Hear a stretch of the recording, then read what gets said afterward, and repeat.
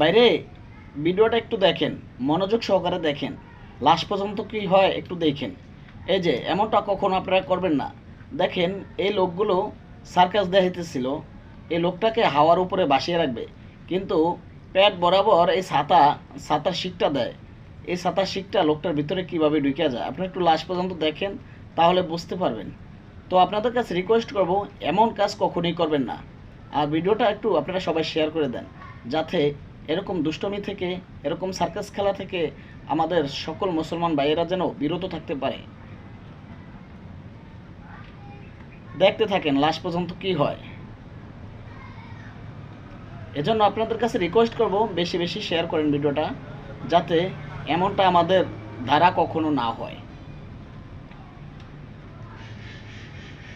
দেখেন, এই দেখেন কিভাবে গাইথা পড়ে।